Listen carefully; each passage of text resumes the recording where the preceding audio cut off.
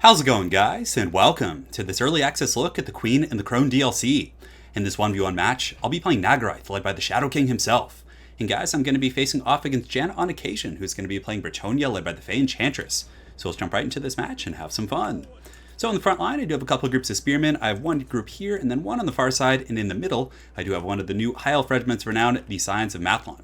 So they're definitely pretty good if you're going to do like missile-centric builds that are really relying on like spearmen and low tier troops to hold, because they do give this really nice physical resist. So you can see the aura protection, pretty much anyone who its center mass has to hit. So I think I need to kind of tighten up my formation a little bit, but when the fighting does start, I'm pretty sure they get that buff. But regardless, anyone in that range is going to get a 12% ward save against all damage types, which is definitely pretty powerful. It is disabled if your mana is less than 50%, but still a very, very good ability. They're rocking 63 melee defense, just an all-around solid unit in my opinion. In the secondary line, Bretonnia is obviously known for their cav. They can go infantry heavy with like foot squires and peasant bowmen, and that would have been very scary had Janet gone that direction in this game. But if they don't, the Sisters of Averlorn are incredibly good against the Knights. You can see they have magic damage, which is going to circumvent the physical resist of Grail Knights and all those kind of troops like that. So let's go ahead and actually see what the physical resist is on those guys. So those are the Knight Errants. He does also have the Companions here. The Knights of Lionhearted, and I think he has one group of Ground Knights, so he does. So they have 20% physical resist. So that magic damage against Grail Knights, which are very popular in pretty much almost every matchup, are going to be incredibly powerful.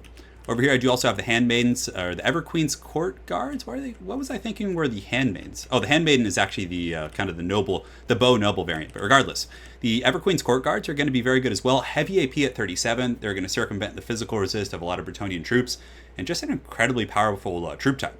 They have 63 melee defense, 45 melee attack, and 32 weapon strength. And with high magic, you can buff them up pretty good with the Hand of Glory, I think is what it's called.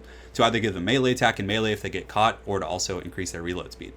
In the back, two groups of spearmen. On the flanks, I do have one group of Phoenix Guard here, and the Keepers of the Flame over here, which are obviously a powerful unit. Magic damage is very good, like I said, in the Bretonnian matchup against their knights and troops like that. So I think they're just going to be, a pretty popular pick here.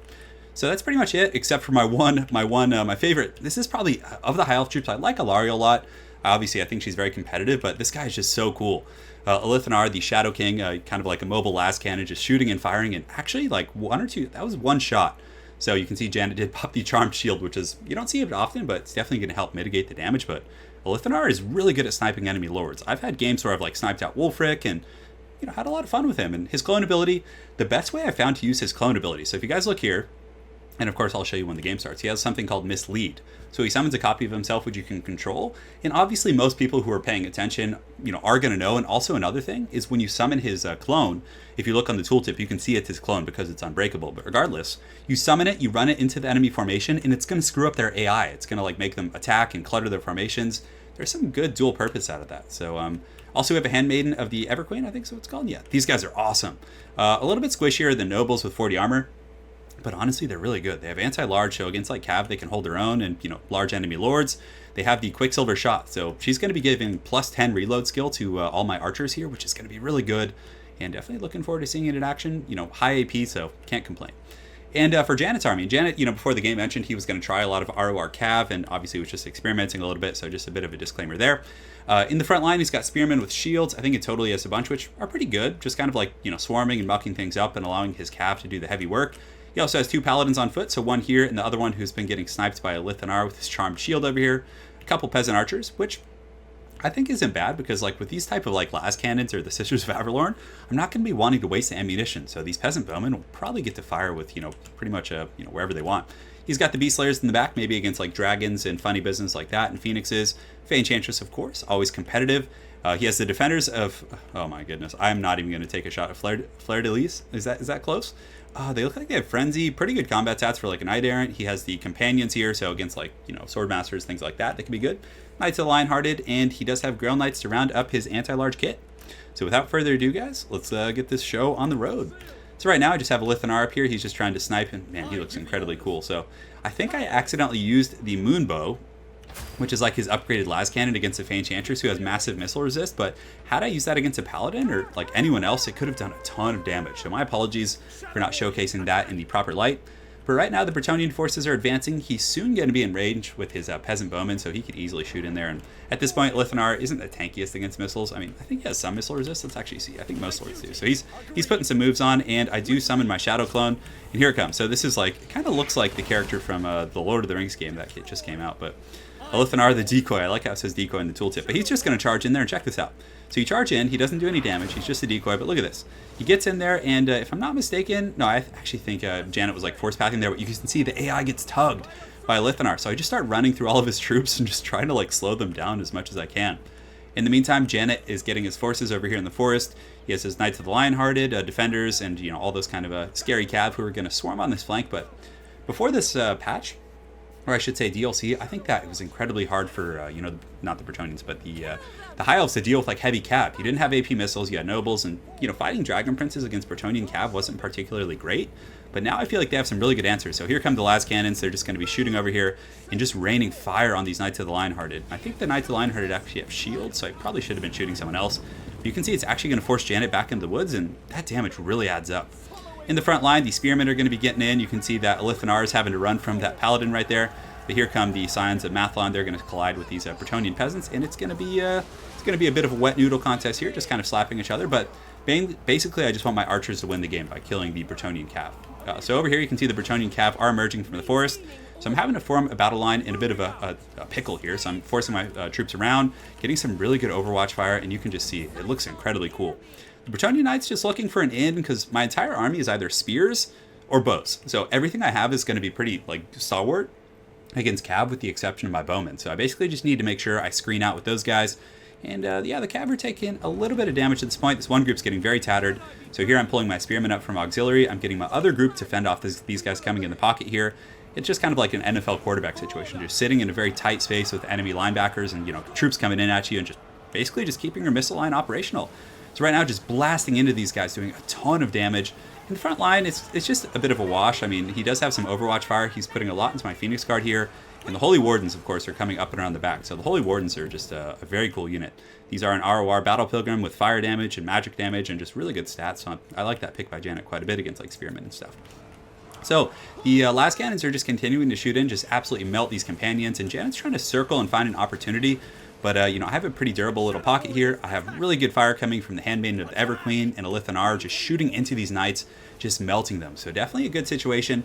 And I think to counter this style of play from like, oh, and there's the Hand of Glory giving that 40 reload skill. So they're just like literally like a machine gun. Look how fast they're firing. Just going absolutely ham on those guys. So Janet looks like he's going to pop a heal of some sort. I'm getting my Keepers of the Flame up and just kind of, trying to screen them out wherever they go. Just buying as much time as I can. And Lithanar is, man, he's really fun. I think there's most matchups, Ilario will probably be better, but there are times where I think he's going to be just an absolute MVP. So just adjusting to the positioning here, it looks like a Comet of Cassandora is going to be coming forth from the sky from Janet, I think. Is that what's going on there? Am I just delusional? Maybe it got canceled or something happened, but anyways. The Keepers of the Flame are going to be chasing back these companions. And I accidentally put my Handmaiden on melee, so she's going to just be bro charging them. But she does have anti-large, and I have Apotheosis. I'm actually bringing high magic here. And these spearmen are just like holding back a horde of Bretonnians. So spearmen at arms, the Fey Enchantress, but these proud Heil spearmen are doing a very, very good job of kind of keeping her in check. Obviously, the knights are trying to get around, just continuing that pressure from the Sisters of Averlorn. That one group over there, the defenders, got absolutely wasted, and it looks like there's actually a comet coming down now. So I think I do notice it at like the last second here, and I'm able to dodge out, and I don't think any of the sisters are going to get taken out, which is great. So just continuing to shoot, using the Keepers of the Flame to kind of screen those guys out. The spearmen are kind of holding up here. These guys are obviously very tattered because they do have the Holy Wardens collapsing on them, and these guys have physical resist, so the Holy Wardens with their magic damage are going to completely circumvent the ability there, the physical resist that is. Here, this one group of spearmen starting to get a little bit worn down by the paladin, so knowing that most of his cav were just so tattered and beat up, I knew it was time to send the Keepers of the Flame into the frontline engagement. So they're going to swarm this Bretonnian group, and honestly, with 70 melee defense, 53 melee attack, they're going to be able to just solo pretty much everything here, which is great. Lithanar is just sitting and kind of taking pot shots at whatever he can find, and the Handmaiden of the Everqueen is just kind of in the open field, and honestly, I don't really mind because she has charge defense as well as, because when I saw it, I was like, you know what, she might be a good distraction Carnifex. So I'm just going to sit her here, let her take this damage like an absolute champ, and the knights are coming, but I forgot to take skirmish mode, so a little bit sloppy there, but she does have anti-large and is pretty durable with like 60 melee defense, so she's going to do great. So the last cannon's continuing to shoot in here on the Grail Knights, and let me know if that's annoying calling them last cannons, but regardless, just blasting these guys. But I am going to take this charge, and the Bretonnia Knights finally get to unleash all of that pent-up rage they had for these sisters here, and they get in there and get a nice little charge. So well played to Janet. But the Everqueen's Court Guards are just monsters. They have, right now 63 melee defense, and of course I do have supporting magic. Elithanar's coming in here, and he's just going to be shooting them with his bow and his heavy AP. And here comes the, I think it was the Hand of Glory, so they get 26 melee attack, now up to 71. Unfortunately, they don't do great AP in melee, but still, you can see they're probably going to drag down some of these knights here in melee. So let's go ahead and watch. The Knights of the Lionhearted are indeed falling, but so are quite a few of my sisters here. A little bit of Overwatch coming in from the other sisters, and they're able to actually just pound these knights out. So I lost about half HP here, but Apotheosis and Hand of Glory was really able to remedy that situation. In the meantime, the Handmaiden of the Everqueen just off in the Shadow Realm. I do not know what I was doing with her this game, but she seems to be having fun, and she's got 14 kills, and she needs to be sitting here to give those missile buffs, because she actually gives reload skill as well, so that was really just ridiculous. But aside from that, I think the play was good. The Keepers of the Flame are sitting in here and just tanking, and these guys have some, I think when they die or when they kill someone, something combusts. So let's go ahead and watch this for a minute and just see what happens. You can see Elithanar with some point-blank arrows here. Well, that's actually his decoy. I was wondering. I was like, why am I positioning him here? But keeping him in the back, he does have some missile buffs as well for these troops, if I'm not mistaken. So that was kind of the main thing. You can see another Comet of Cassandora coming down from the or actually I think Chalice of Potions is what it was from the Fey Enchantress. So I do pull back there, and we're going to see if we are able to get some Bretonnians, but it looks like Janet saw it coming as well and is able to dodge. Some Knights do get in the back. I pretty much thought they were offline, so I didn't really pay attention to them, but the Sisters of Averlorn and the Everqueen's Court Guard should be able to pound them out here. In the meantime, the Keepers of the Flame are going to be falling back, just basically just kind of screening out, Janet's main force here, just trying to, keep them from getting to my archers. But, I ultimately realized a reality of this battle is I was going to run out of ammo. I had nothing left on these troops, so they're going to have to get in and fight down and dirty against and even though we wrecked all the knights and everything, the bounce power is still relatively even. So at this point, Elithanar is out of ammo as well, so he's getting in melee, and I'm sure he has some cool attack animations. Let's see what's going on. I think he's looking for the Paladin. So I wonder if he has any sync animations. I know someone usually puts out a video with that. Oh, that was cool. He did a switch kick, overhead knife stab or sword stab or whatever, which was pretty cool. But you can see over here that my bows are continuing to work on Bretonnia Knights, and the Paladin here, and the Fey Enchantress is kind of just looking for a home, trying to get her draining effect. Maybe I should have had her here just to work on the Keepers of the Flame, but regardless, it's good to bounce around. The Handmaiden of the Everqueen here is continuing to fight, just very, very tanky. Looks like some friendly fire. There was an arrow poking her right there, but right now I do use Apotheosis, just keeping her up with that high melee defense. Really wanted to keep that martial mastery. I think she has martial mastery. Yeah, she must. Most of the elite troops do, but at this point I'm starting to pull into the bounce of power. The absence of the Bretonnia Knights is really starting to be felt by Janet on occasion, and the Fey Enchantress actually gets hunted by the Shadow King. So he's able to provide some really good utility. He takes out the Fey Enchantress there in the end. And right now you can see the balance of power starting to shift a little bit, and the sisters are now coming into melee. And what's really cool about them is they're kind of like a hybrid infantry. So they're actually going to bring some pretty good shock damage with what is their not melee defense, but weapon strength 32, which isn't bad, but rocking really, really high melee attack. So they swarm on these Bretonnian troops led by Elithanar, the Shadow King, and the Handmaiden of the Everqueen is just going to be fighting here against these the Bretonnian hordes, basically. Yeah, it looks like there's just mostly peasants and stuff. The Everqueen's Court obviously having a good old time, just karate kicking some of these peasants, and you can see they got some cool spin and stuff going on. Man, their bows look really, really cool here. But yeah, the peasant bowmen definitely not up to the task. The alpha archers have arrived.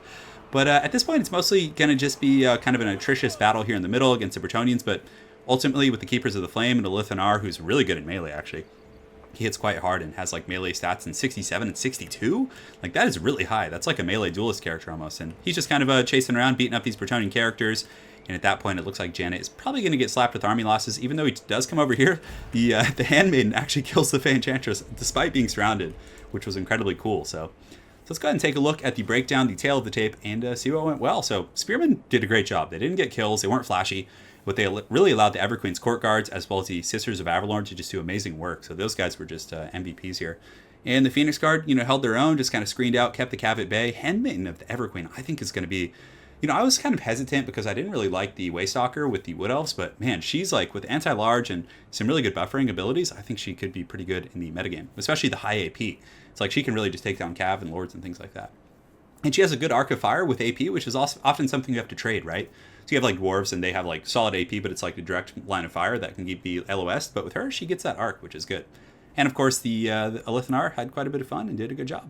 For Janet's army, I like the Spearmen front line. These troops are fun, some of these guys. But ultimately, before the game, he was mentioning that he's just going to try some, of the RORs just to get a feel for them. And it, might not be the most competitive build, but it was still quite a bit of fun. So very well played to Janet on occasion. Make sure to check out his channel if you have not. And guys, we will see you soon with more early access content. Have an excellent night and take care.